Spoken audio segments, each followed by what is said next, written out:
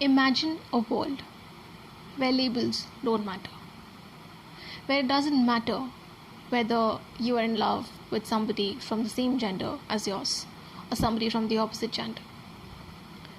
A world where your sexuality or your sexual orientation has nothing to do with who you are.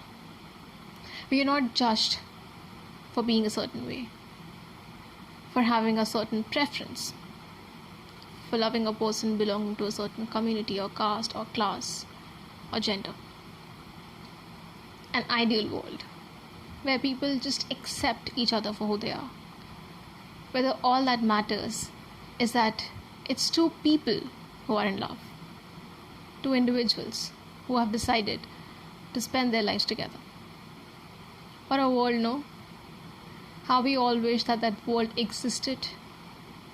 But tell me, how would that world exist when we don't talk about it? How would we normalize the things which have been labeled as stigmas and taboos, the things that have been discriminated against for so long? How will we bring them to the norms? How will we become inclusive if all we are focused on is the problem? I've always felt this. Why does it have to be about the struggle and the problem so much that we forget the solution? Now, don't get me wrong. I understand that activism is important. I understand that protesting against the wrong is important. But we also have to understand that there has to be the other side. We also have to have an approach where we really are contributing to changing mindsets and mentalities. Fighting and resisting can do that up to an extent. But actually having healthy and open conversations and providing a safe space where we genuinely normalize certain set of taboos, where we make the marginalized inclusive into the mainstream, that challenges the norms and that contributes in changing those norms. And that's exactly what this show, Schitt's Creek, has done. Written by Dan Levy, the legendary Eugene Levy's son. Schitt's Creek is exactly that safe space that we all badly need right now. When it comes to the LGBTQ portrayal in mainstream cinema and television, it's usually a hit and miss. Some of it really clicks with the audience, some does not.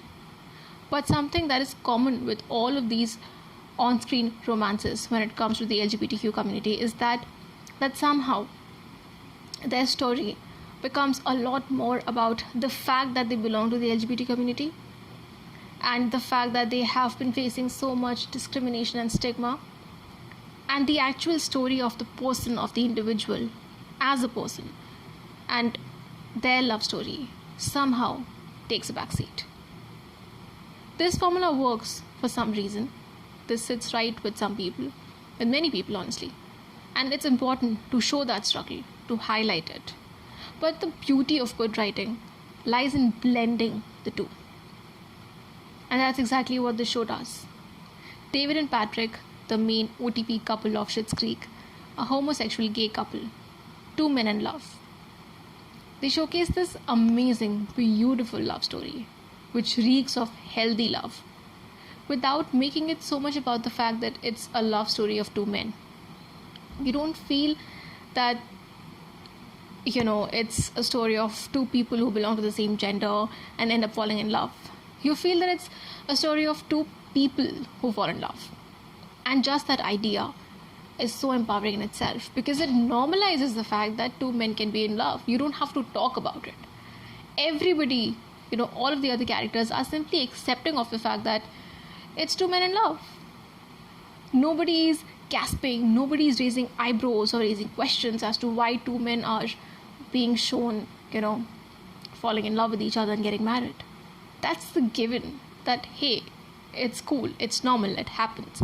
And that's why you're able to, spend so much time with these characters, with their journey. Like, I, as a straight female whose sexual orientation has so far been heterosexuality, was able to invest in their love story so much, not because it was two men in love, That was something that was given, that was something that was a part of the package. But because their relationship was so beautiful, it was so healthy, they made me want to root for them. They made me want to have a relationship like theirs. Because it's, you know, it is filled with the everyday life, something that you and I live. It's filled with everyday challenges. Of course, it has its own quirks because it's a comedy show. And they've also shown the struggles and the journey of both of these characters as individuals. So both Dan and Patrick have their struggles of being a homosexual in this world and of coming out to people around them, and they have faced their own shares of ups and downs. But their love story does not revolve around that struggle. They help each other come out of it by just being, and everybody around them also gets on board. And that's a risk taken by the showmakers and the writer, because to show a mainstream television portraying a gay couple as their prime love story and then to not make it about the fact that they are a homosexual couple was a risk.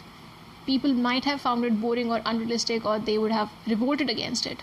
But somehow it clicked right with the people also. So many people who were homophobes were challenged to accept this as a norm. They were challenged to think otherwise. They were challenged to change their opinion.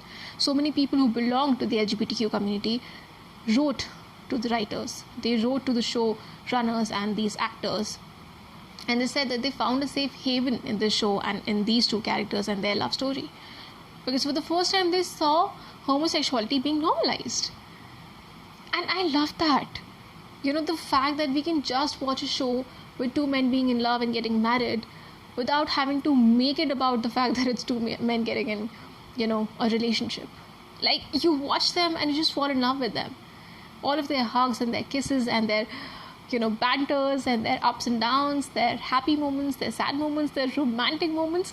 You just fall in love. You're just awestruck and you're rooting for them. And somewhere down the line, you are hoping to find something like that in your life. And it doesn't matter what is their sexual orientation. It doesn't matter whether it's two people belonging to the same gender or to the opposite gender. What matters is that it's two people in love and they are in a healthy relationship and they are helping each other grow while working on themselves as people. So the struggle is there, but it's also a portrayal of an ideal world, which in my opinion is possible, even though it seems far-fetched. And the only way to make it possible is to really contribute to changing mentalities by normalizing the things which have been stigmatized for so long. So you don't always have to fight with the other person. You have to give them, a room to talk about why they think it's abnormal. And then you can try and, educate them and make them aware that it's just been the norm so far that people from the opposite genders have to fall in love and breed, which is why some people find homosexuality so abnormal, but it's not. The mental health book, which is called the DSM, the Diagnostic Statistical Manual, it categorized homosexuality as a mental illness many years ago, decades ago. But even the professionals from the mental health field came around because they realized there is nothing wrong or abnormal with people who are homosexuals. So it's a work in progress. It's sad that many people still don't get it, but we have to have that hope and we have to give them the margin of being human beings and giving them that space and time to accept that this is what it is and everybody has a right to be who they are. So many parents come around, so many people from previous generations who couldn't understand that this, is something which is normal, which is acceptable, are now trying to understand that and coming on board. You have to understand that it's a generational problem. It's how previous generations have been, brought up and groomed and trained to think about a certain way, right? So it'll take them time to come around. You don't have to compromise your life waiting for them to come around, but you also have to fight the other fight, the fight of normalizing things which are normal. And that's exactly what the show does.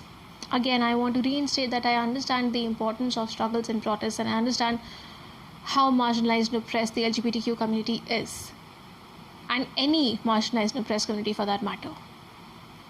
But we have to understand that for things to start being accepted and becoming norms and becoming normalized, we have to be those change makers by actually including them in the mainstream. And I'm glad that finally pop culture is also picking up on that, even though it's slow, but it's there, because popular media influences all of our minds one way or another, whether we like to accept it or not. That's just the reality. So, kudos to shows like these, kudos to writers like these, kudos to producers like these who are willing to put their money on such projects, where you see two people being in love and just going about their life without having been judged for being a certain way, for having a certain preference. That's the society that we need. That's the society that we want.